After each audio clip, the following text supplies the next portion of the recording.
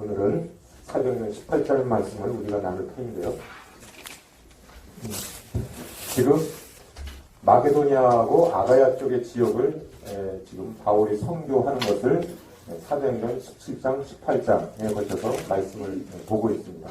다시 한번 우리가 살펴보면요, 그리스, 지금의 그리스는 당시 두 개의 지역으로 나눠져 있습니다. 무슨 지역인가요? 마게도냐 지역. 지역, 그 다음에 아가야 지역이죠. 그렇죠? 네.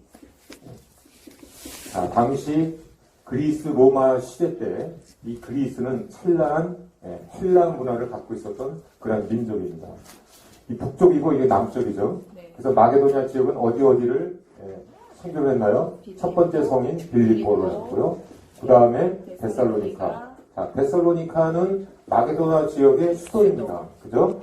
그 다음에 여기서 베레아로 갔죠. 베레아. 그래서 베레아에서 다시 지금의 아테네죠. 아덴으로 가고 고린도 지역을 선교합니다. 자, 그럼 성도님들, 왜 사도 바울이 빌립보에서 데살로니카로 가고 데살로니카에서 베레아로 가고 베레아에서 다시 아덴으로 가고 아덴에서 고린도로 가나요? 뭐 흥미로워서 갑니까? 아니요. 뭐 여행 삼아 갔습니까? 아니죠. 여기서 반대한 자들이 누굽니까? 이 사도 바울과 대적하는 자들이 누구입니까? 이방인들입니까? 아니죠. 누구예요? 유대인들입니다. 유대인들. 그럼 유대인들이라는 것이 누굽니까? 유대인들이라는 것이. 유대인들이 다 지금 사도 바울을 대적하고 있습니까? 아니죠. 유대인들 중에서 바로 누구냐면은 율법주의자들. 율법주의자. 바로 누구니까? 모세의 율법을 따르는 자들입니다. 모세의 율법을 따르는 자들. 여러분들, 이거를 오늘 말씀의 핵심입니다. 이것이 성경 전체의 핵심이에요. 지금 우리는 누구와 싸우고 있는가라는 것을 오늘 말씀을 같이 나누고자 하는 거거든요. 그 다음에 할례파들입니다. 할례파. 그래서 이 유대인들과 사도 바울과의 주님과의 싸움입니다. 이 부분이 바로 복음의 빛을 비춘 자와 복음의 빛이 비춰지지 않은 자들의 모습의 싸움이에요. 오늘 여러분들 성찬식을 통해서 주님의 몸과 피를 먹고 마셨는데요. 이것이 무엇을 의미하는지도 오늘 이 말씀 속에 다 담겨져 있습니다. 오늘 사모하는 심령으로 우리 말씀에 집중하기를 원합니다. 그럼 시작하겠습니다. 자, 먼저 이 고린도는 어떤 지역이냐라는 거죠. 고린도는 아가야 지역의 수도입니다. 마게도냐 지역의 수도는 어디라고 그랬죠? 데살로니카. 고린도입니다. 아테네는 찬란한 문화가 있고 파르테논 신전이 있고 우상이 많았던 지역이었죠. 그죠? 그래서 이 아덴을 가서 사도 바울은 분노를 일으킵니다.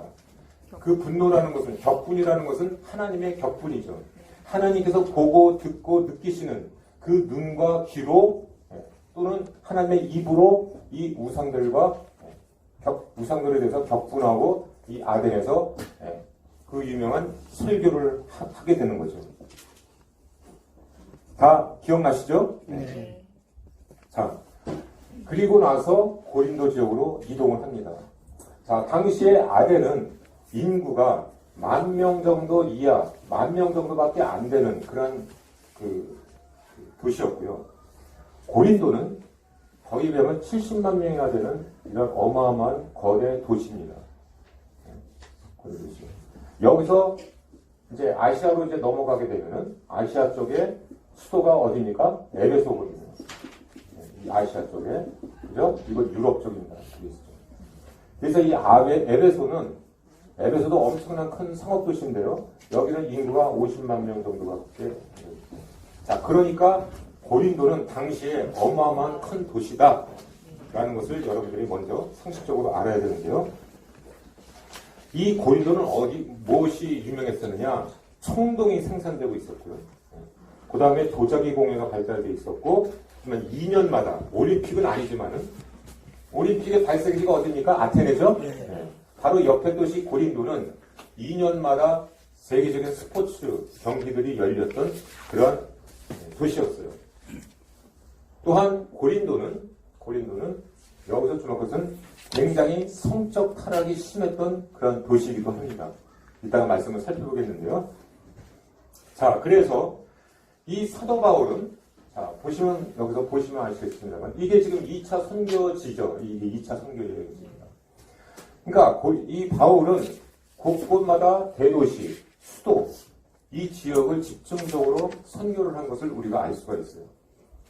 그럼 왜 사도 바울은 이렇게 주요 도시, 큰 도시를 향해서 복음을 전했을까요? 그것은 상식적으로 이해를 하게 되면은 먼저 이 대도시는 인구가 많죠? 네, 인구가 많습니다. 인구가 많고 그만큼 또 영적 지도자들도 또한 많았던 곳이에요. 그 다음에 수도이기도 하고요. 그래서 이런 대도시를 집중적으로 해서 선교를 했습니다. 그러니까 우리 기독교는 어디 절에 들어가서 산에 들어가서 혼자 돛 닦는 그런 종교가 아니에요. 바로 이방의 빛을 비춰야 되는 그런 하나님의 말씀의 이 복음의 빛이 바로 우리 기독교인 것입니다. 그러니까 먼저 우리는 이 복음, 예수 그리스도의 복음으로 빛이 누구에게 먼저 씌워져야 될까요? 네? 우리는 먼저 이방으로 나가야 되나요? 선교를 위해 나가야 되나요? 맞습니다. 예수 그리스도의 복음의 빛은 먼저 나에게 복음의 빛이 비춰야 돼요. 오늘 말씀의 핵심이거든요. 그럼 이 복음의 빛이 비춘다는 게 무슨 뜻이냐라는 거죠.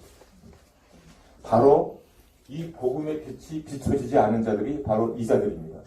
누구라고요? 율법주의자들이나 클레파들. 이 자들은 복음의 빛이 비춰지지 않은 자들이에요. 복음의 빛이 비춰지지 않은 자들은 오늘 찬양 말씀, 오늘 찬양 우리 같이 나눴죠? 네. 변했습니까? 안 변합니까? 안 변하는 줄.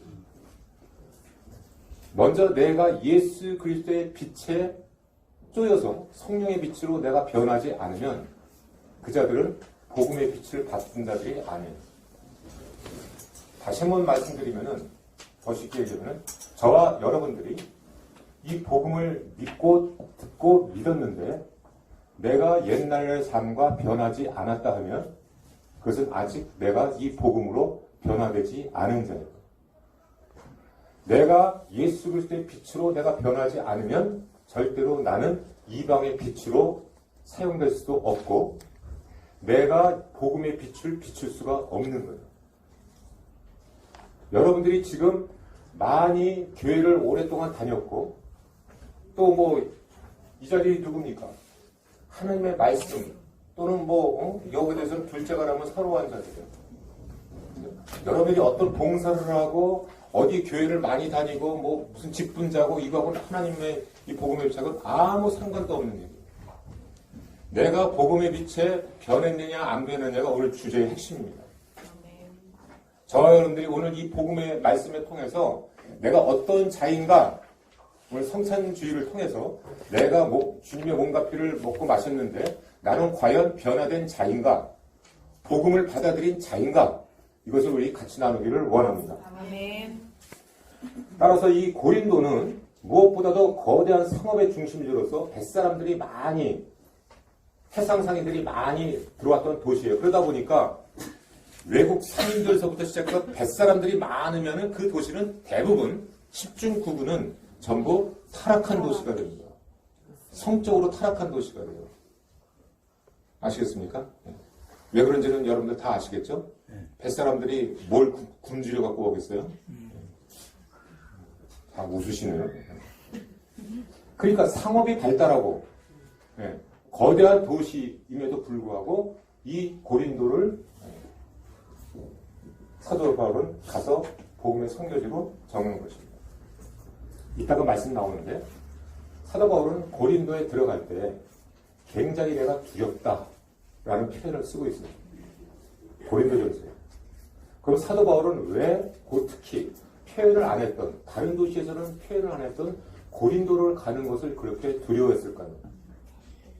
이 고린도 도시는 그만큼 특별했기 때문입니다. 뭐 사도 바울이 죽음을 두려웠던 사도입니까? 거기 가면 내가 뭐 죽을 것 같아서 두려웠겠어요? 아니죠. 결론적으로 말씀드리면 이 고린도 지역이야말로 예수 십자가하고 완전히 반한 지역이기 때문에 엄청난 거기에 대한 부담감을 느끼는 거예요. 과연 이 도시는 어떻게 될까? 여러분들이 그런 고린도의 배경을 두고 사도행전 18장을 보셔야 되고요. 저는 누누이 말씀드립니다만은 지금 2학기에 이 사도행전을 쭉 1장부터 지금 18장까지 우리가 들여다봤는데요. 자, 1과가 뭐였습니까? 우리 중에 이루어진 사실이죠. 이것은 역사적인 사실이고요. 오늘 영상을 보셨던 예수 그리스도의 죽으심도 실제적인 사실이고요. 하나님의 아들께서 그렇게 몸을 찢기시고 죽었던 것이 사실입니다. 1장서부터 우리 18장까지의 모든 말씀들을 여러분들이 깊이 성령의 조명하심으로 보게 되면은 성경 전체가 보이는 거예요. 오늘 18장 말씀을 여러분들이 사도행전 말씀을 깊이 묵상하게 되면 고린도전서 전후서를 쓴 사도 바울의 마음을 읽을 수가 있습니다. 그러니까 무엇보다도 이 사도행전은 굉장히 중요한 거예요. 빌립보서, 에베소서, 고린도 전후서, 데살로니가 전후서 다 뭡니까? 이 도시들에서 있었던 일들인데 그것을 요약한 것이 누가가 요약한 것이 사도행전이라 이 말이죠. 그 사도행전이 공부하는 게 얼마나 중요합니까? 사모하는 심령으로 다 오신 거죠? 아멘. 따라서 오늘 이 말씀을 보면은 고린도서 전후서는 다 밝히 보이게 되는 거예요. 자, 사도행전 18장 1절에서 3절 말씀을 같이 읽어보겠습니다. 그 후에, 자, 그러니까 그 후라는 것은 사도 바울이 아레오바고라는 그곳에서 이 대중 연설을 하고 한 이유를 얘기하는 겁니다. 바울이 아덴을 떠나 어디로 갑니까? 고린도에 이르렀다. 그러니까 아덴에서 바로 옆에 도시, 큰 도시인 고린도로 갔다. 지도를 보면 알 수가 있죠. 근데 거기에 누가 있었느냐? 아굴라라 하는 본도에서 난 유대인 한 사람을 만나니 글라우디오가 모든 유대인들을 명해서 로마에서 떠나라 한 고로 그가 그 안에 브리스길라와 함께 이탈리아로부터 새로운지라 바울이 그들에게 담에 이렇게 나왔습니다. 생업이 같음으로 함께 살며 일을 하니 그 생업은 천막을 만드는 것이었다. 이렇게 됩니다. 자, 그러니까 고린도에 가서 처음 만난 사람이 누굽니까? 바울이 브리스길라와 아굴라. 보통 성경은 여자가 뒤에 나오는데 특히 여기는 보면은 브리스길라와 아굴라 이렇게 나와요. 남편이 아굴라예요. 그러니까 아굴라와 브리스길라가 맞죠. 그걸 봐서 우리가 알 수 있는 것은 브리스길라의 이 믿음은 남편인 아굴라보다도 더 믿음이 좋은 것이 아니었나 이렇게 추측이 됩니다. 어찌됐든 이 아굴라라는 사람은 본도에서 있었는데 그리스 옆에 나라가 어디예요? 그 그리스가 옆에 어디예요? 로마잖아요. 이거 다 아시죠? 여러분들 지리를 다 공부하셨잖아요. 그죠? 로마가 로마 제국을 만든 거 아닙니까? 그러니까 그리스는 로마의 식민지가 된 겁니다. 자, 그러니까 이 로마에서 고린도로 왔었다. 누가? 아굴라가. 그럼 로마 이탈리아에서 왜 왔어요? 뭐라고 그러는 거예요, 지금? 글라우디오 황제가 유대인들을 추방시킨 거예요. 로마에서. 아시겠어요? 야, 너희들 다 떠나. 이렇게 된 거죠. 당시 이 유대인들은 많은 소동을 일으켰어요. 로마에. 그러다 보니까 글라우디오가 이 유대인들을 전부 추방시켰습니다. 그래서 당시 이 로마에서 이 아굴라가 고린도 지역으로 오게 된 거예요. 그래서 브리스길라 아내와 함께 왔다. 이렇게 얘기하거든요. 보이시죠? 네. 모든 유대인들을 명하여 로마에서 떠나라 한 거로. 그래서 오게 되었다. 이렇게 성경은 얘기하고 있습니다. 자, 그러면 아굴라와 브리스길라는 고린도에 도착하기 전에 사도 바울을 만나기 전에 이미 하나님을 믿는 신자였다라는 것을 우리가 알 수가 있어요. 그래서 이 브리스길라와 아굴라는 성경 곳곳에 사도 바울이 어마어마하게 칭찬을 한 사람들임을 알 수가 있어요. 바울이 웬만해 갖고는요, 사람을 칭찬을 잘 안 해요. 근데 이 브리스길라 아굴라는 굉장히 칭찬하는 것을 볼 수가 있습니다. 로마서 16장 3절 4절 말씀을 볼까요? 로마서 16장 3절 4절 말씀. 자, 브리스길라 아굴라는 어떤 자들이냐? 너희는 그리스도 예수 안에서 나의 동역자들인 브리스가와 아굴라에게 문안하라. 여기 먼저 브리스가가 먼저 나오죠? 네. 그들은 내 목숨을 위하여 자기들의 목까지도 내놓았나니 나뿐 아니라 이방인의 모든 교회도 그들에게 감사하느니라. 이렇게 나왔어요. 자, 브리스길라 아굴라는 그러니까 어떤 자였느냐면 나의 동역자였다라고 얘기했어요. 사도 바울의 동역자였어요. 이들은 이방인임에도 불구하고 사도 바울로부터 복음을 전하지 않은 자들에도 불구하고 이미 신실한 신자였고요. 또한 자기 목까지도 내놓을 수 있는 누구를 위해서? 사도 바울을 위해서. 그들의 목까지도 내놓을 수 있는 그러한 동역자들이었다라고 사도 바울은 소개를 하고 있습니다. 또한 이들은 다시 사도행전 18장 말씀을 돌아가면 3절 말씀에 보면 생업이 같았다 이렇게 하고 있어요. 직업이 같았다라는 얘기예요. 직업이 같았어요. 자, 무슨 직업이 같았느냐? 천막을 만드는 직업이 같았다라고 했어요. 그러니까 자연스럽게 이 바울의 직업도 옛날에 무엇이었던 것을 알 수가 있어요? 천막 만드는 사람이었다라는 것을 추측해서 우리가 알 수가 있습니다. 자, 그런데 여기서 중요한 것은 이 생업에 대해서 내가 생업에 종사한 거에 대해서 고린도 전후서의 곳곳마다 사도 바울이 왜 내가 생업에 종사하게 되었는지를 소개하고 있어요. 그 말씀을 보기를 원해요. 그러니까 여러분들 아까 제가 말씀드렸지만은 사도행전 말씀을 주축해서 보면은 거기에 부수적으로 살을 붙어 있는 것들이 곳곳마다의 서신서인 거예요. 여기서는 짧게 사도행전은 이 누가가 생업이 같았기 때문에 천막 만드는 일을 했다라고 얘기하고 있고요. 고린도 전후서를 보게 되면 내가 왜 이 생업을 종사하게 되었는가라는 말씀이 들어가 있는 거죠. 연관이 되어지시죠? 네. 그렇기 때문에 사도행전이 굉장히 중요하다라는 거죠. 자, 그러면은 사도 바울은 이 직업에 대해서 특히 하나님의 복음을 전하는 자들에 대해서 먹고 사는 문제가 누구에게 달려 있느냐라는 정의를 내린 게 있습니다. 바로 그게 고린도전서 9장 14절 말씀이에요. 고린도전서 9장 14절 같이 한번 볼까요? 네. 이와 같이 한번 읽어요. 주께서도 복음 전하는 자들이 복음으로 말미암아 살리라 명하셨느니라. 할렐루야. 복음 전하는 자들은 뭐로 먹고 산다고요? 복음으로 말미암아 먹고 산다. 여러분들 믿으십니까? 아멘. 아멘 소리가 이렇게 적으신가요? 여러분들 지금 먹고 사는 문제에 굉장히 매여 있으시죠? 그렇지 않습니까? 근데 하나님께서는 지금 뭐라고 말씀하셔요? 너희들이 복음 전하는 자들은 복음으로 말미암아 먹고 살게 되어 있다라고 얘기하고 있어요.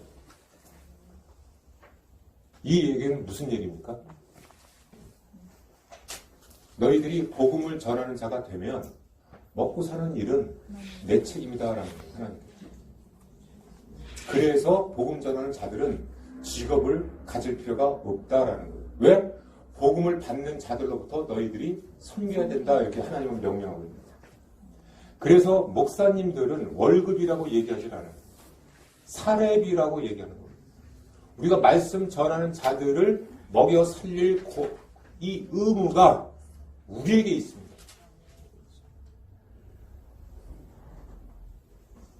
사도 바울은 이거를 지금 강조하고 있어요. 그러면 따져보면 사도 바울은 일을 해도 돼요? 안 해도 돼요? 안 해도 돼야 될 사람이에요. 그럼에도 불구하고 내가 왜 이 장막 만드는 일, 생업을 하는 일을 하느냐라는 것을 강조하는 부분들이 고린도전서에 곳곳마다 나옵니다. 네, 곳곳마다 나옵니다. 자, 데살로니가전서 2장 9절 말씀 볼까요? 고린도전서 9장 4절 말씀을 한번 보죠. 그냥 찾아보겠네요. 네. 4절, 5절까지 같이 읽어볼까요? 우리가 먹고 마실 권리가 없겠니? 우리가 누굽니까? 지금 사도 바울 일행들이에요. 내가 먹고 마실 권리가 없겠냐? 라는 거예요. 또 5절 읽어. 우리가 다른 사도들과 주의 형제들과 게바와 같이, 게바가 누구예요? 베드로와 같이 믿음의 자매된 아내를 데리고 다닐 권리가 없겠느냐? 그러니까 여기서 우리가 알 수 있는 것은 베드로는 결혼을 했어요, 안 했어요? 한자예요. 와이프 데리고 다니는 거예요. 베드로는. 그러나 바울은 그런 거가 짐이 될까봐 결혼을 안 한 자입니다. 주를 위해서 결혼을 안 한 자입니다. 여러분들 어떻게 생각하십니까? 그러니까 지금 바울은 뭐라고 얘기하고 있어요? 나도 결혼할 권리가 있고 와이프 데리고 같이 다닐 권리도 있다. 또 너희들에게 당연히 나 먹여 살려라 라고 말할 권리가 있다라는 거예요. 권리가 있음에도 불구하고 이 권리를 주장하고 있는 거예요? 안 하는 거예요? 아닌 거예요. 왜 아니냐? 내가 너희에게 짐이 되기 싫다라는 거예요. 결론은 그겁니다. 고린도 9장 4절 그런 말씀. 자, 데살로니가전서 2장 9절 말씀을 보시겠습니다. 그러니까 데살로니가 교인들에게도 행여 그들이 짐을 느낄까봐 사도 바울을 먹여주는 일에 짐을 느끼게 할까봐 이런 서신을 쓴 겁니다. 데살로니가 2장 9절.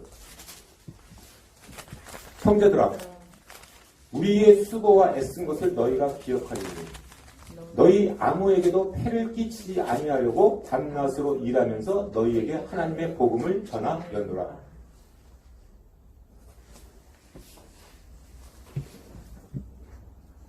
밤낮으로 일했다라고 얘기했어요. 사도 바울은.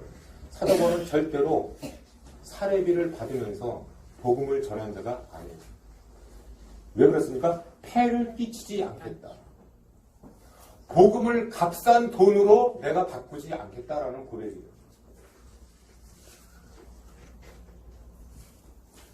복음 전하는 자들은 복음으로 말미암아 살리라 라는 믿음이 있음에도 불구하고 사도 바울은 일을 하면서 이렇게 열심으로 복음을 전했던 사람입니다. 여러분, 이 말씀을 놓고 볼 때 우리의 지금의 현실은 어떻습니까?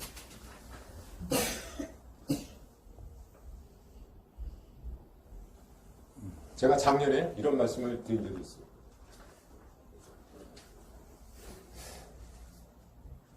저는 주위 사람들이 어떻게 보면 신학교 가서 목사님 되세요 그런 권유도 내가 많이 받았었어요. 뭐 목사님만 뭐 말씀 전하고 하나요? 우린 다 복음 전하는 자들이죠. 제가 뭐 그 말씀을 드리려고 하는 게 아니고 이 복음 전하는 자들이 돈에 안 매였으면 좋겠어요. 그 사례비 몇 푼에 막 목을 매는 그런 교역자들이 되지 않기를 소원합니다. 가진 자들이 더 가지려고 그러고 목회자들이 돈을 받으면 되겠습니까? 그러면 돈을 구하는 건 좋은데 성도들이 다른 이방인들이 볼 때 어떻게 보겠습니까? 지금 이 세상에서 목회자들을 보는 눈이 어떻습니까? 복음 전하는 사명으로 전하는 자로 보입니까? 하나의 월급쟁이로 봅니까? 직업으로 봅니까? 뭐로 봅니까? 신학교를 가는 자들이 직업으로 가는 겁니까? 하나님의 복음 사명으로 가는 겁니까? 저는 오늘 여러분들과 제가 그들을 비판하려고 하는 게 아니고 이 사도 바울이 이 복음을 위해서 얼마나 이 복음, 하나님을 사랑하는 마음으로 하나님의 누가 되지 않게 하기 위해서 얼마나 애쓰고 노력하는가라는 것을 우리가 알아야 돼요. 이것이 바로 믿음이에요. 이렇게 하게 되면 우리 성도들이 그냥 작년에도 얘기했지만은 얼마나 더 섬기면서 목사님 이거 더 잡수세요. 이거 더 필요 갖다 주고 섬기고 막 떼어주고 하지 않겠습니까? 더 생활비 더 드리고 뭐하고 부족할까봐 뭐 쌀도 퍼다 드리고 김치도 날라다 드리고 하지 않겠습니까? 그러니까 정말로 어떻게 충성된 우리 목회자들을 보면은 그분들은 생업에 그렇게 신경을 안 쓰시더라고요. 뭐 집에 쌀이 떨어졌는지 뭐 돈이 얼마인지 모르고 온전히 말씀만 사모해서 말이죠. 어떻게 하면 이 말씀을 그냥 성도들에게 전하고 그냥 기쁨을 나눠줄까 복음을 전하기 쉽을까 애쓰고 힘쓰는 것을 볼 수가 있습니다. 그러나 그들의 고가는 떨어지지 않는 것을 우리가 알 수가 있어요. 얼마나 그 성도들이 또 그 목사님을 사랑하는지 그냥 알게 모르게 쌀독에다가 쌀도 갖다 보드리고 뭐도 하고 하는 것을 우리가 사도 바울이 그런 거죠. 그러니까 이 사도 바울은 돈이 필요해서 무슨 생업을 해서 천막 만들려고 했던 것이 아니고 너희들에게 조금도 폐를 끼치지 않게 하기 위해서 이 복음이 너희들에게 짐이 되지 않게 하기 위해서. 예를 들어서 어디 사도 바울이 어떤 교회를 개척교회를 뭐 하나 진다고 이 사람이 무슨 또 우리에게 사람이 뜯어먹으려고 뭐 교회를 치우나 이렇게 느낄까봐 절대로 이 복음이 이 하나님의 이 빛이 절대로 그런 물질에 가려지지 않도록 하기 위해서 얼마나 애를 썼는가라는 것을 우리가 기억해야 됩니다. 그리고 다시 이제 이게 지금 주제가 아니니까요.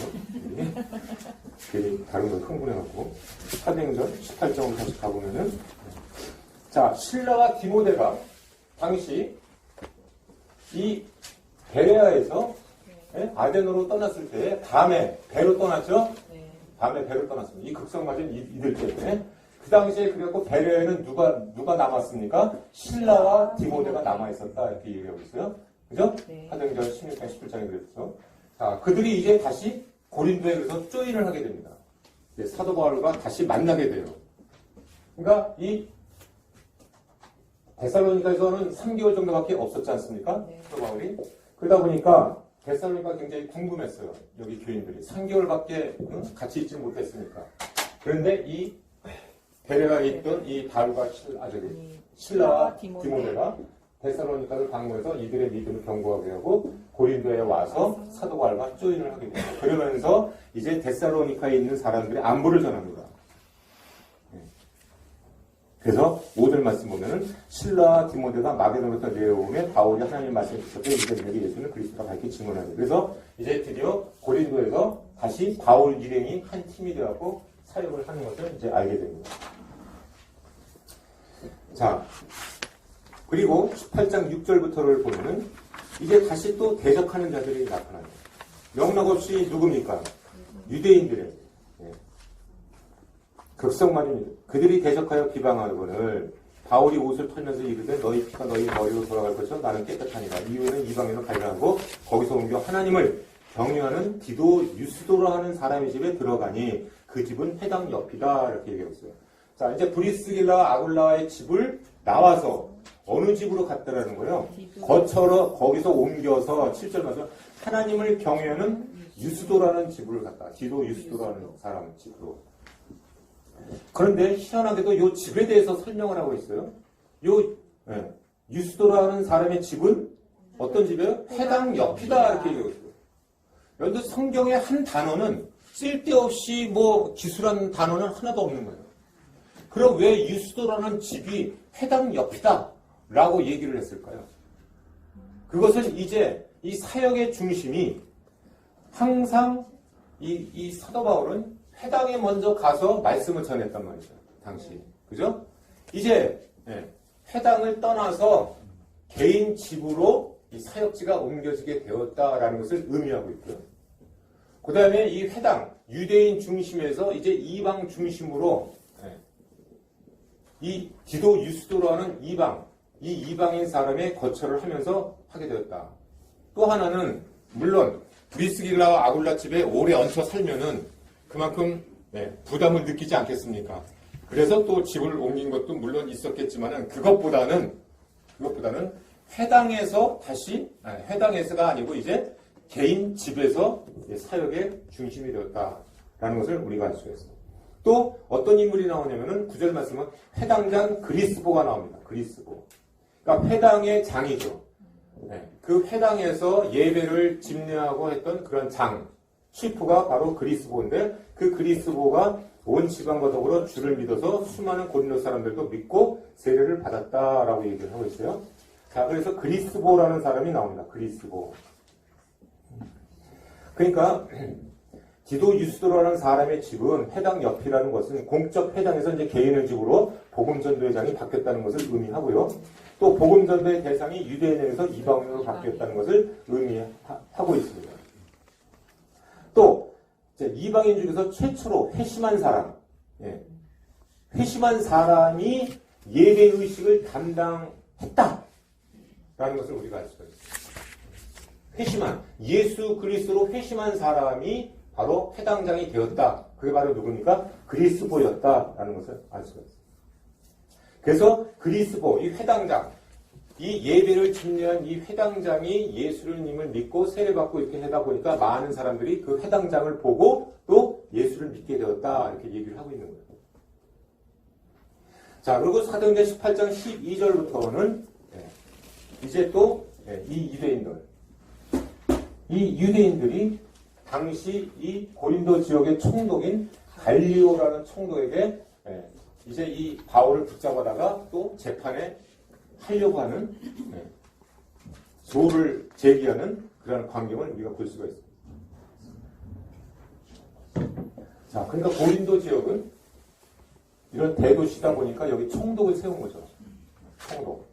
그 이름이 갈리오입니다. 갈리오라는 총독인데, 갈리오가 아가야 총독 되었을 때, 이제 이해가 되시죠? 아가야 지역이 총독이 되었다. 12절 말씀. 유대인이 일제히 일어나 바울을 대적하여 법정으로 데리고 가서 말하되, 자, 왜 법정으로 데리고 갔느냐? 제목이 뭡니까? 이 사람이, 즉 바울은 율법을 어기면서 하나님을 경외하라고 사람들을 권한다. 제목이 그거예요. 다시 한번 해요. 율법을 어기면서. 무슨 율법? 모세의 율법을 어기면서 하나님을 경외하라고 권면하고 있다라는 얘기입니다. 그게 바로 율법주의자들입니다. 그러니까 율법주의자들은 어떤 자들이냐? 하나님의 율법을 철저하게 따르는 자들. 그럼 도대체 왜 믿지 않는 자들도 아니고 하나님의 율법을 따르는 자들이 저렇게 극성맞게 지금 예루살렘도 아니고 온 유럽까지 쫓아와갖고 이 자들이 계속 지금 사도 바울을 죽이려고 하고 있고 이렇게 지금 재판에 넘기고 이렇게 한다 이 말이에요. 여러분들 이게 오늘 전하는 핵심이고요. 성경 전체의 핵심이에요. 이거. 누구하고의 싸움이냐? 바로 이 자들하고의 싸움입니다. 사도 바울은. 그럼 이 자들이 뭐 잘못된 자들입니까? 할례를 행하고 모세의 율법을 지키라는 건데 이게 여러분들 이해가 안 되시죠? 그러니까 이 복음의 빛이 안 들어오는 거예요. 이게 오늘 핵심입니다. 오늘 십자가에 죽으신 그 십자가의 의미이기도 해요. 오늘 저와 여러분들이 이 부분을 완전히 이해하시면은 우리 모두가 변할 줄 믿습니다. 아멘. 변할 줄 믿어요. 아멘.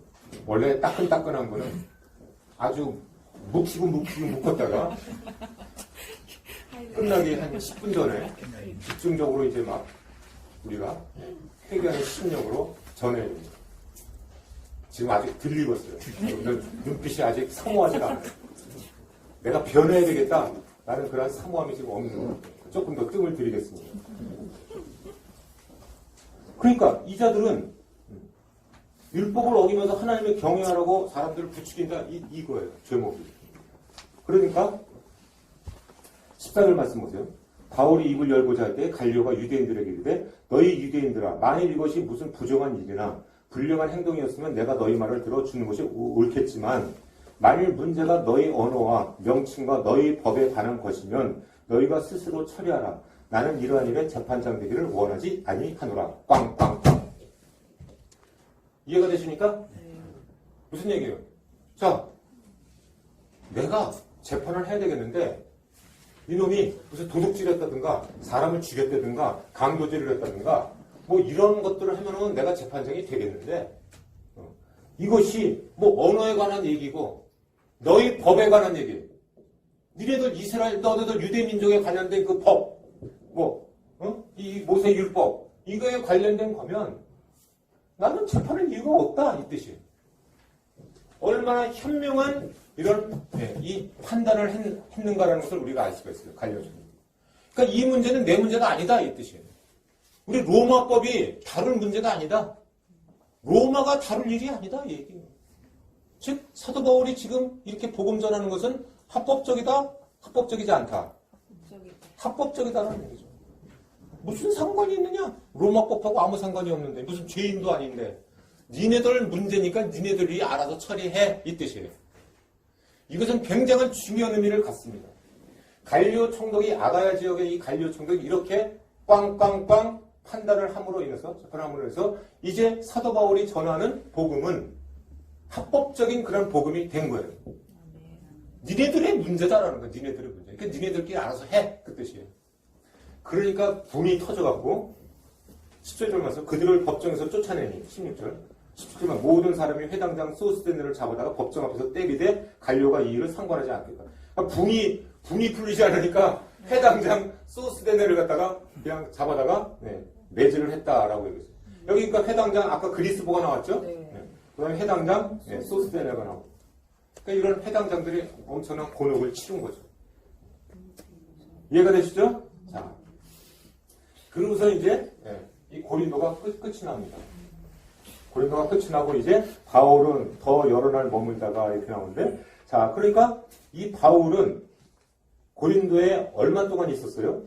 18장 11절 말씀 보세요.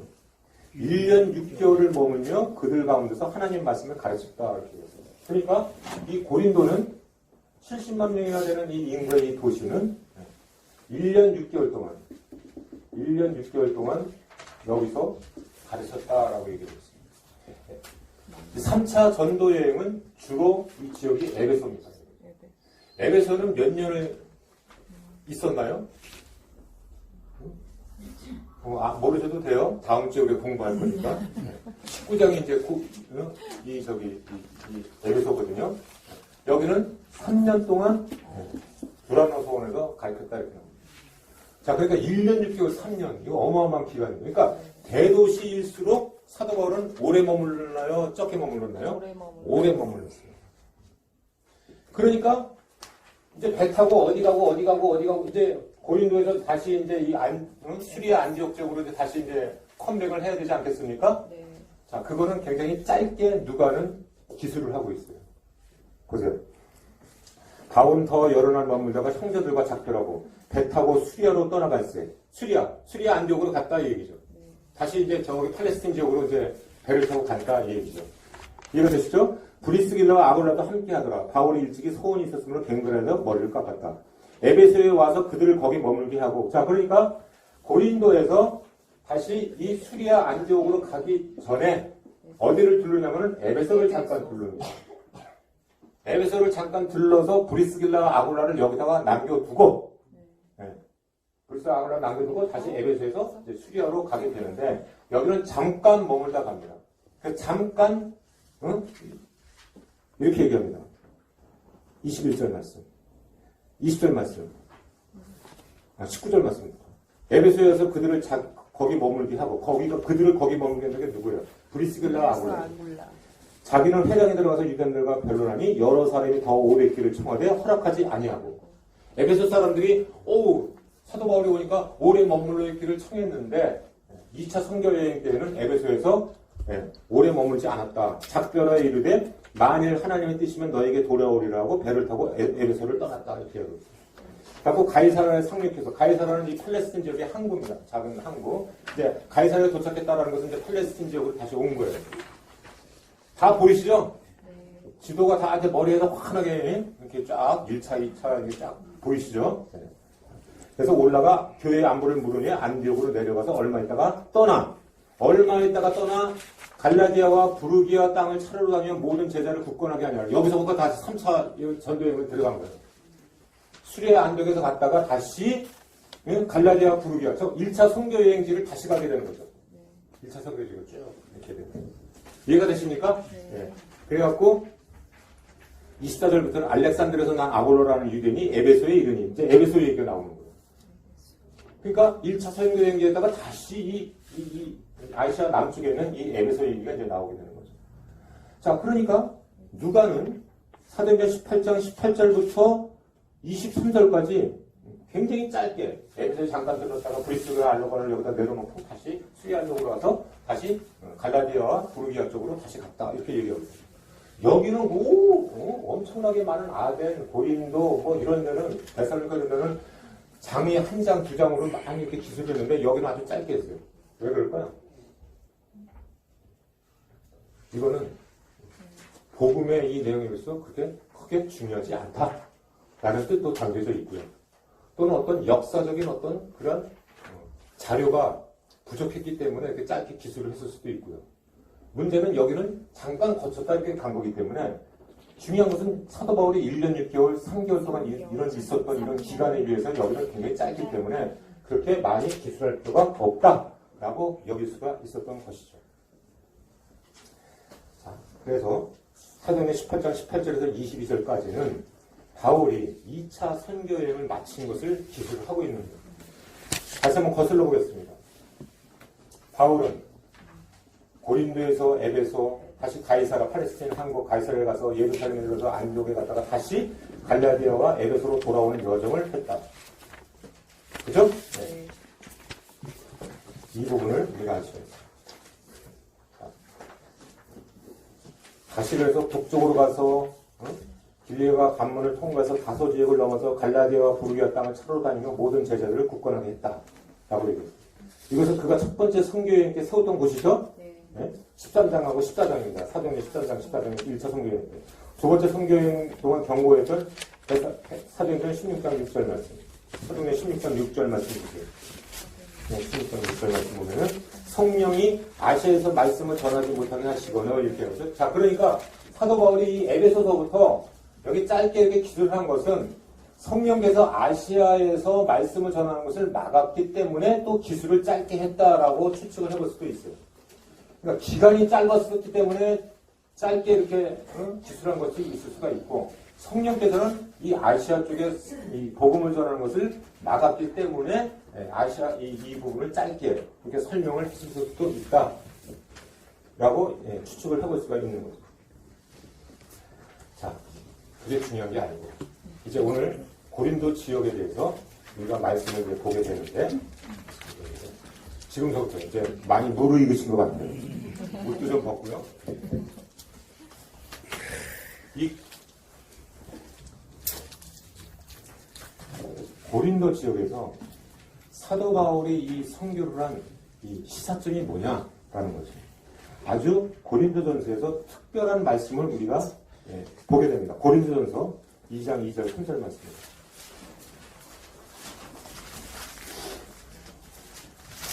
2장 2절 3절.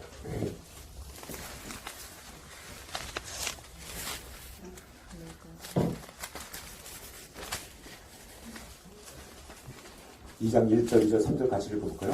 내가 너희에게 나아가 하나님의 증거를 전할 때에 말과 지혜에 아름다운 것으로 아니하였느니 내가 너희 중에서 예수 그리스도와 그가 십자가에 못 박히신 것 외에는 아무것도 알지 않고 작정하였습니다. 내가 너희 가운데 거할 때 약하고 두려워하고 심히 떨었노라. 사도 바울은 이 고린도에서 아름다운 말, 지혜의 말로 너희에게 얘기하고 싶지가 않다. 얘기하지 않았다라는 거예요. 왜? 오직 십자가만을, 그리스도의 십자가에 못 박히신 것만을 외에는 아무것도 너희가 알지 않기로 작정했다라고 얘기했어요. 그러면서 하는 말씀이 내가 너희 가운데 거할 때, 너희 가운데 거한다는 게 누구한테 거했다니까? 고린도에서 거했을 때 굉장히 약하고 두려워하고 심히 떨었다. 이렇게 표현하고 있어요. 자, 어디 지역에 가서도 사도 바울이 이런 표현 쓴 거 봤어요? 없죠? 고린도 지역에서만 유난히 두려워하고 심히 떨었다. 이렇게 얘기하고 있어요. 뭐, 고린도에서 누가 죽인다고 그랬어요? 아니에요. 도리어 이런, 루스리아, 비시디아 안디옥이나 루스나 더베나 이런 쪽에서 더 돌에 맞아 죽고 이런 뻔했고요. 데살로니가서 죽을 뻔했고 뭐 이런 거였지. 고린도에서는 그런 경우가 없었거든요. 그런데 굉장히 두렵고 두려웠다. 심히 두려웠다라고 얘기를 하고 있거든요. 그럼 왜 두려운 거예요? 왜 두려웠던 겁니까? 이것은 바로 고린도 사람들이 다른 지역에 비해서 두 가지 부분 때문에 내가 굉장히 두려웠다라고 해요. 그 두 가지가 바로 뭡니까? 부도덕하고 교만한 거예요. 부도덕하고 교만한 거예요. 누가? 고린도 사람들. 고린도는 내가 심히 두려웠는데 심히 두려웠다. 내가 고린도서 2장 3절 말씀입니다. 심히 아주 심히 두렵고 떨렸다. 심히 두렵고 떨렸다. 이것은 바로 이 고린도 사람들 너희들이 부도덕하고 교만한 자들이었기 때문이다라고 얘기해요. 그러니까 고린도는 먼저 모든 사람의 마음속에 부도덕과 연결되어 있다. 부도덕이라는 것은 좋은 표현으로 한 겁니다. 제가. 완전 음란한 자들이었다라는 겁니다. 여러분들 고린도를 내년에 성지순례를 가보시면은 또는 뭐 다음 기회에 성지순례를 또 가보신 분들도 있겠지만 고린도 지역을 가면요 해발 600m에 넓은 평지가 있어요. 저도 고린도 지역에 멀리서 밑에서 그냥 저기 멀리서 가이드가 그러는데 저기 저 산 위가 평평하더라고요. 거기가 이제 바위산이에요. 바위가 단단하게 돼 있대요. 거기가 이름이 뭐냐면은 아크로코린트라는 바위 언덕이에요. 아크로코린트. 그러니까 고린도에 딱 가면은 거기 딱 그 가이드가 설명을 해줍니다. 거기가 바로 어디가 있냐면은 정상 부분에 사랑의 여신인 아프로디테의 신전이 있는데요.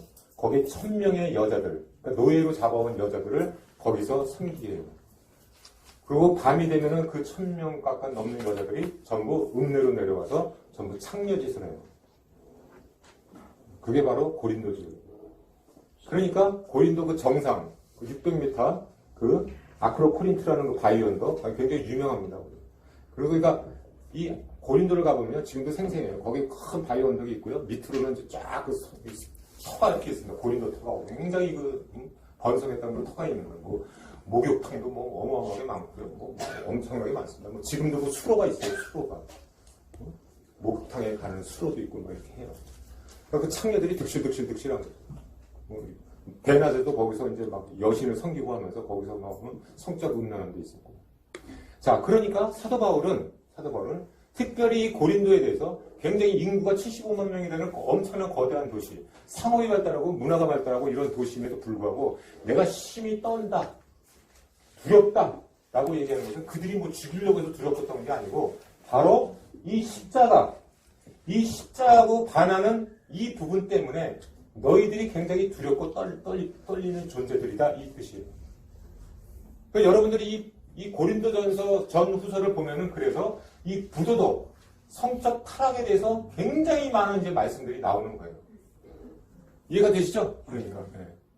그러니까 사도 바울은 이거를 보면서 아덴에서는 굉장히 격분을 했다 이렇게 표현을 하고 있고 우상에 대해서 이 고린도에 대해서는 심히 내가 두렵고 떨렸다라고 얘기를 하고 있어요. 여기 격분이 아니에요. 이거는 우상은 격분이었는데 이것은 굉장히 두렵고 떨리는 거예요. 그러니까 우리가 부도덕한 삶을 사는 거에 대해서 심히 두렵고 떨리는 마음을 갖게 돼야 되는 것이죠. 그래서 고린도서 6장을 보시기로 합니다. 이제 이런 말씀으로 사도행전을 이렇게 보면은 이제 고린도전서 전후서가 사도 바울이 어떤 관점에서 강조를 하고 있는 것들이 다 이제 눈에 보이게 되는 거예요. 6장 9절. 같이 읽어요. 불의한 자가 하나님의 나라를 유혹으로 받지 못하는 줄을 알지 못하느냐? 미혹을 받지 말라. 음행하는 자나 우상 숭배하는 자나 간음하는 자나 탐색하는 자나 남색하는 자나 도적이나 탐욕을 하는 자나 술 취하는 자나 모욕하는 자나 수교 빼앗는 자들은 하나님의 나라를 유혹으로 받지 못하리라. 할렐루야. 너희 중에 이와 같은 자들이 있더니 주 예수 그리스도의 이름과 우리 하나님의 성령 안에서 씻음과 거룩함과 이롭다 하심을 받았느니라. 너희 중에 이러한 자들이 있었지만은 예수 그리스도의 이름으로 거룩함을 씻음을 받은 자들도 있었다라고 얘기하는데 문제는 이런 음행하는 자, 우상 숭배하는 자, 간음하는 자, 토색하는 자, 술 취하는 자 이런 자들이 바로 하나님의 유혹을 받지 못하는 자들이다. 그래서 두렵고 떨린다. 부도덕. 그러니까 먼저 이 거룩하지 못한 것. 이 부도덕이라는 것은요, 거룩하지 못한 거예요.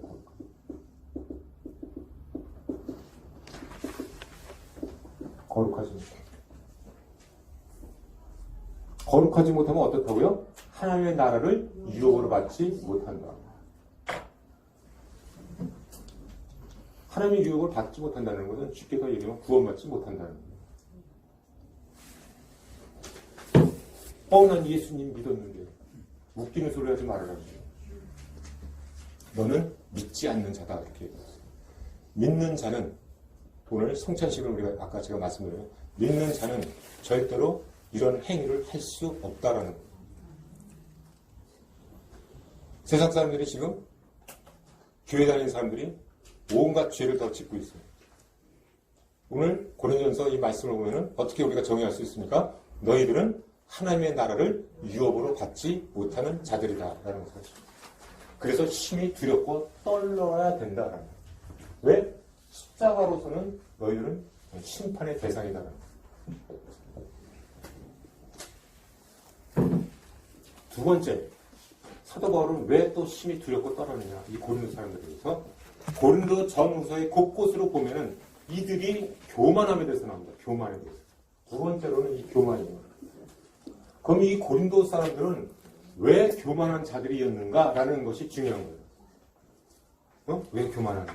왜 교만할까요? 네? 그렇죠. 자, 보세요. 고린도는 당시 어마어마한 도시였어요. 어마어마한 도시다 보니까 고린도는 부족한 게 없었어요. 모든 부와 문화가 발달되어 있고요.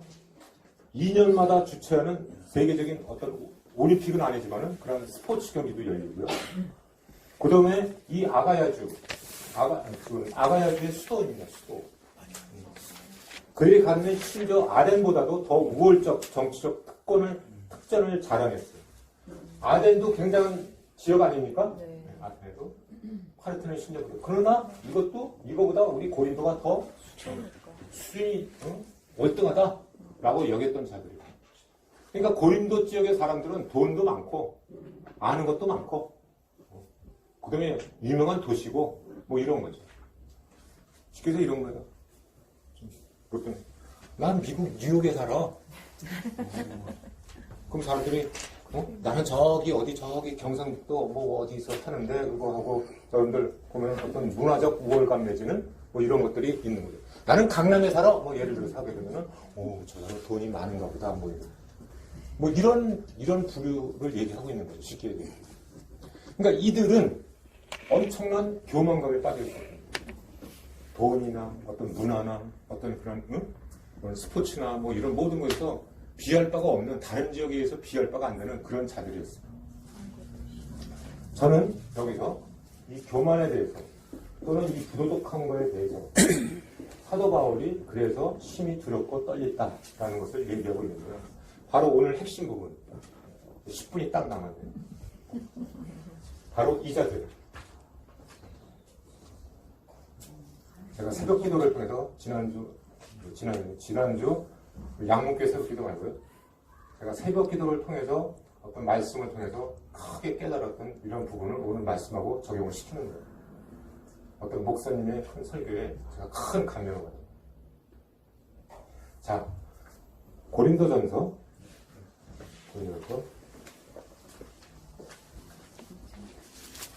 어디를 봐야 돼요? 고린도후서 12장 1절 10절입니다. 그래서 고린도에서 사도 바울이 유난히 이 부분을 강조합니다. 그렇기 때문에 이 고린도 사람들하고 바로 사도 바울은 영 다르게 대응을 하고 있었구나라는 것을 우리가 알 수 있습니다. 10장 1절에서 이런 배경을 통해서 부도덕과 교만에 대해서 사도 바울이 강조한 것을 배경을 통해서 이 말씀을 보면은 이해가 되는 겁니다. 같이 읽겠습니다. 보세요. 무익 하나만 내가 부득불 자랑하노니 주의 환상과 계시를 말하리라. 지금 자랑하고 있다 이렇게 얘기하고 있어요. 자랑하고 있다. 자랑하고 있다. 자, 자랑이 교만 아닙니까? 근데 내가 지금 자랑하고 있다라는 거죠. 자랑하고 있다. 뭘 자랑하는가? 내가 그리스도 안에 있는 한 사람을 아니 그는 14년 전에 첫째 하늘에 이끌려 간 자다. 내가 삼층천을 보고 온 사람이다. 내가 자랑할 게 없는 게 아니다. 그러나 5절 말씀해 보세요. 내가 이런 사람을 위하여 자랑하겠으나 나를 위하여는 약한 것들 외에는 자랑하지 않겠다라고 했어요. 자, 사도 바울은 고린도 전후서에 곳곳마다 나의 약함을 자랑하고 있어요. 약함에 대해서 자랑하고 있어요. 그러니까 이 교만에 대해서 지금 상대적으로 사도 바울은 고린도 전후서에서 약함에 대해서 얘기하고 있어요. 약함. 나는 약한 존재다. 약한 존재다. 내가 만일 자랑하여도 어리석어가 되지 않는 것은 내가 참말을 합니다. 7절 말씀. 여러 계시를 받은 것은 내가 질기 크지만 계시를 받은 것도 내가 너무 큰데 너무 자만하지 않게 하시려고 내 육체의 가시에 곧 사탄의 자리를 쳤으니 이는 나를 쳐서 너무 자만하지 않게 하려고 합니다. 곳곳마다 지금 내가 약하다. 그리고 나를 자만하지 않게 하기 위함이다라고 고린도 사람들에 대해서 지금 얘기를 하고 있다 이 말이에요. 이 얘기는 거꾸로 얘기하면은 너희들이 어마어마하게 교만한 자들이라는 것을 대적하는 지금 사도 바울의 이런 방법인 거예요. 9절 말씀. 나에게 이르시기를 내 은혜가 네게 좋거도다. 이는 내 능력이 약한 데서 온전하여 진다. 그러므로 도리어 크게 기뻐함으로 나의 여러 약한 것들에 대하여 자랑하리니. 이렇게 해보세요. 자, 사도 바울이 내가 자랑하는 것은 약함에 대해서 자랑하고 있다. 이것이 나의 자랑이다. 라고. 자, 여기 보시기 바랍니다. 시간이 이렇게 짧은 거예요. 오늘 지저스 크라이스트 저 아까 영상을 보시면서 예수님이 거의 초죽음이 되셔갖고 십자가에 달렸을 때 거의 뭐 흑빙굴에 든 거 나는 무슨 동물들 질질 끌고 하는 줄 알았어요. 여러분들 이 자들이 누굽니까? 율법주의자들이나 흘려파들이에요. 그들이 뭘 지금 주장하고 있는 겁니까? 왜 사도 바울은 이들과 대항하고 싸우는 데 있어서 바로 이러한 교만한 자들과 싸우는 데 있어서 내 약함이다. 내 약함을 자랑한다. 라고 얘기하고 있을까요? 자, 우리가 강한 자들하고 여러분들 싸울 때는 어떻게 돼야 됩니까? 더 강해져야죠. 그게 세상의 논리. 그게 바로 복음의 빛을 받지 않은 자들의 모습입니다. 그걸 깨달았습니다. 여러분들은 뭐를 지금 추구하고 있습니까? 강함을 추구하고 있죠. 그게 바로 복음의 빛을 받지 않은 자들의 모습이기 때문에 그래요. 제 모습이 그렇습니다. 여러분들은 지금 강해지려고 하고 있습니다. 그러나 강한 자에게는 뭐가 안 나타난다고요? 하나님의 능력이 안 나타난다. 이 자들이 누굽니까? 강한 자들이에요. 너희들이 하나님을 온전히 섬기려면 이렇게 해야 되고 이렇게 해야 되고 율법을 따라야 된다. 할례를 행해야 된다. 라고 하는 이 자들은 바로 어쩐 자들이냐면 내가 쭉 썼어요. 밑줄을 걷죠? 이 자들은 태생의 우월감. 누굽니까? 유대인 중에 유대인들이고 히브리인 중에 히브리들이고 바리새인 중에 바리새인이고 가말리엘 학문에 이런 자들. 그러나 사도 바울이 뭐라고 그랬습니까? 나도 가말리엘의 학문에서 한 자들이고 지식적으로 보면 너희들에게 꿀리는 자가 아니지만 그러나 그것을 주장했습니까? 안 주장했습니까? 안 주장합니다. 이들은 뭐를 주장하고 있는 거예요? 율법주의자들이나 이 할례파들은 뭘 주장하고 있는 겁니까? 그들이 갖고 있는 우월성, 강함, 지식, 교만, 내가 너보다 낫다. 이렇게 해야 된다. 라고 하는 것을 주장하고 있는 거예요. 그러니까 너는 틀렸다. 내가 옳다. 자기 의를 드러내는 자들이 바로 율법주의자들과 할례파들입니다. 그러나 십자가는 어떤 겁니까? 십자가라는 것은 뭐예요? 나는 부족하다. 나는 약하다. 나는 모른다. 나는 죄인이다. 라는 거죠. 사도 바울은 그래서 강함으로 이들을 강함을 대적하지 않는다라고 얘기합니다. 왜? 내가 강하면 하나님의 능력이 나타나지 않기 때문에 내 강함을 내려놓고 하나님의 강함이 나타나게 하기 위해서 내 능력을 내려놓는다라는 거예요. 내가 너희들과 싸울 수 있지만 내 힘으로 싸우려고 하는 게 아니고 하나님의 능력으로 너희들을 이기게 하기 위해서 내가 약하여진다라는 얘기예요.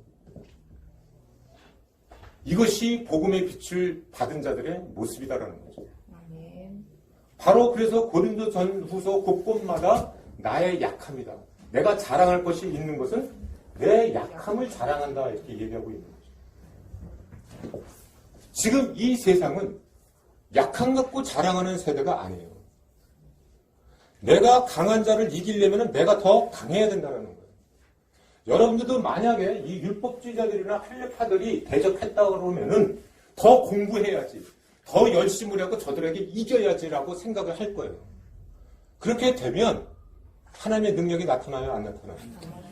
내 능력이 내가 약하여진 데서 하나님의 능력이 나타난다. 그러니까 저와 여러분들에게 지금 오늘 성찬주의를 통해서 여러분들이 십자가의 그 사랑을 보면서 저와 여러분들이 깊이 깨달아야 될 것은 이제 내가 강해지려고 하는 것이 아니라 뭘 해야지 하는 것이 아니라 이 복음의 빛을 내가 딱 받았을 때 나의 죄성, 나의 무기력한 거, 나의 부도덕한 거, 나의 죄인된 거, 내가 어떤 자의 모습인지 내가 옳은 게 아니고 나는 정말로 하나님 앞에 어떤 자인지 이 복음의 빛이 비춰야지만이 바로 나에게 하나님의 능력이 나타난다는 거죠. 할렐루야. 우리 모두는 하나님의 능력이 나타나길 원하죠. 그러려면 내가 약해져야 되는 거예요. 나를 주장하는 것이 아니고 나는 죄인이다. 나의 죄성을 잠깐 보게 되면 보게 될수록 부끄럽고 수치스러운 거죠. 그렇지 않습니까? 부끄럽고 수치스러운 거예요. 이 율법주의자들과 할례파들은 부끄러울 것이 없는 자들이에요. 나를 본받으러 하는 자들이에요. 적어도 지식적으로도 나를 좀 해야 되고 나를 본받아 인간들아 이 뜻이에요. 너 그래야 하나님의 백성이 되는 거다 이렇게 얘기하고 있는 거예요. 그러나 십자가라는 것은 뭡니까? 왜 힘이 두렵고 떨립니까? 바로 부도덕과 교만이다. 왜 교만한가요? 바로 내가 약하지 않다고 여기는 게 교만이에요. 실질적으로 복음의 빛으로 짝 성령의 빛으로 비추면은 너무나 더럽고 추악한 존재들인데 내가 아무 문제가 없는 것처럼 들이대는 것들이 바로 이런 자들. 이러한 자들은 절대로 능력이 안 나타난다는 거죠. 내가 약한 데서 온전해진다. 나의 약할 때 하나님의 능력이 나타나게 된다. 할렐루야. 이것이 십자가의 능력입니다. 그래서 목사님은 어떻게 설교했냐면 이 복음의 빛이 나에게 먼저 비추어야 돼요. 우리 하나님은 뭘 하라고 하시는 게 아니에요. 복음의 빛으로 나를 비춘다는 뜻은 뭐냐면 이 복음의 십자가 앞에 내가 얼마나 큰 죄인인가를 깨달아야 된다라는 거죠. 이 깨닫는 자는 절대로 자기가 주장하는 자가 되지 않고 내가 약한 존재, 취약한 존재, 쓸모없는 존재라는 것만을 계속 보게 된다라는 거죠. 그래서 부끄럽고 취약한 이런 나의 모습에 저 깊은, 힘이 깊은 구렁텅이까지 내려가는 그 지경까지 내려가서 참회의 어떤 기도를 하게 되는 것이 바로 그게 다윗의 기도였어요. 시편 기도가 바로 그런 기도입니다. 그렇게 저 맨 밑바닥까지 내려갔을 때 우리 하나님께서는 능력으로 이제 건져 올리시는 것이죠. 건져 올리셔서 드디어 하나님의 능력으로 내가 힘입어서 다시 새로운 힘을 힘입어서 이방의 빛으로 발광체를 비추는 빛으로 우리가 세워져 갈 수 있는 것이 바로 복음의 빛인 것입니다. 그래서 이 말씀은 십자가는 모든 인간의 교만을 물리친다라는 것이 그 뜻이에요. 바로 이 고린도 지역에서 사도 바울은 이 부도덕하고 성적으로 부도덕하고 이 교만한 이 자들에 대해서 십자가를 통해서 내가 약한 것이 내가 자랑이다. 사도 바울은 절대로 약한 자가 아니었어요. 그러나 이 자들 앞에서 뭐 내가 잘나니 네가 잘나니 논쟁하실 적이 없어요. 단지 약합니다. 바로 예수 그리스도가 인간의 나약함을 보이신 분이에요.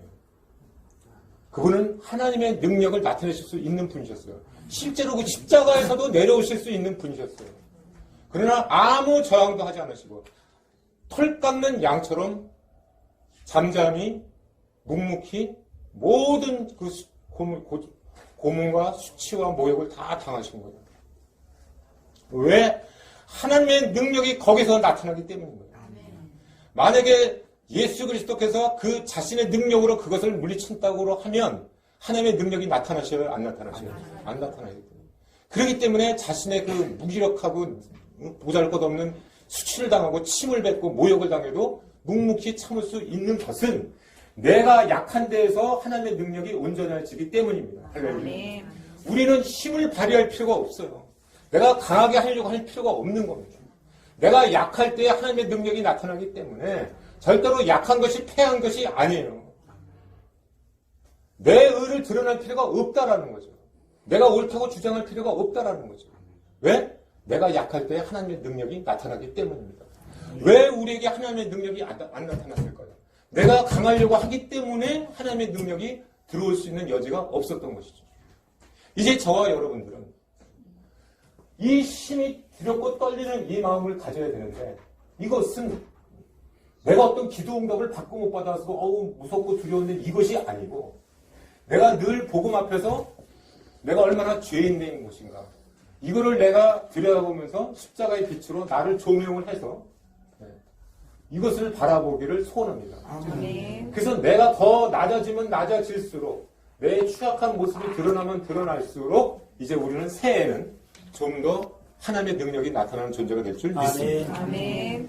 여러분들 기도 응답을 뭐 해주세요 이런 거 기도하지 마세요. 새벽 기도도 중단하지 마시고 계속 하나님 앞에 나아가실 때 십자가 앞에 내가 얼마나 부끄러운 존재인가 나의 행위가 무엇이 문제였는가라는 것을 계속 들여다보면 볼수록 하나님의 능력이 나타날 줄 믿습니다. 아멘.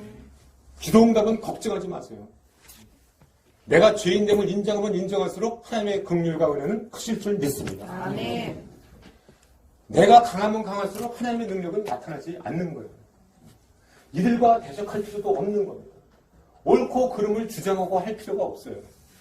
늘 하나님 앞에 내가 겸손하고 내가 부족한 존재라는 것을 사랑 앞에 하나님 앞에 내가 고백할 때 나는 점점 강해지게 될 줄 믿습니다. 아멘. 이것이 복음의 능력이라고 믿습니다. 아멘. 이것이 오늘 고린도전서 사도행전 18장 말씀을 묵상하면서 고린도 지역의 사람들이 무엇이 문제였고 왜 사도 바울은 힘이 두렵고 떨리는지 저와 여러분들이 이제 정말로 이 문제를 놓고 힘이 두렵고 떨리는 그런 심령을 갖고 날마다 주님 앞에 나아가기를 소원합니다. 아멘.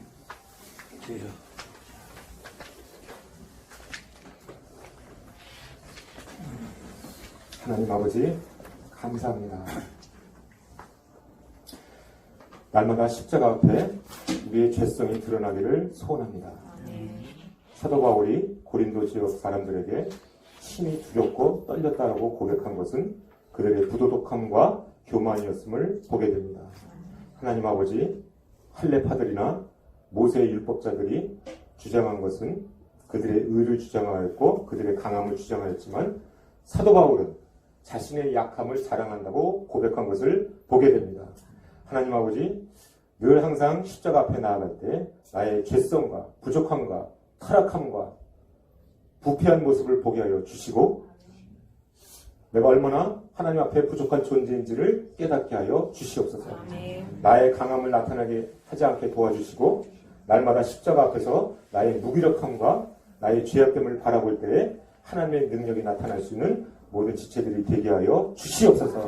그래서 하나님이 주시는 능력으로 우리가 모두가 강한 자들이 될 수 있도록 인도하여 주시옵소서. 내 힘으로 강해지는 것이 아니라 내 안에 하나님의 능력이 나타날 때 강하게 될 줄 믿습니다.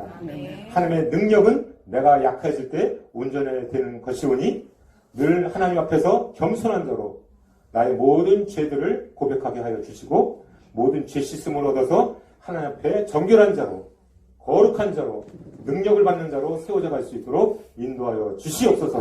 감사드렸고 예수님 이름으로 기도하옵나이다. 아멘.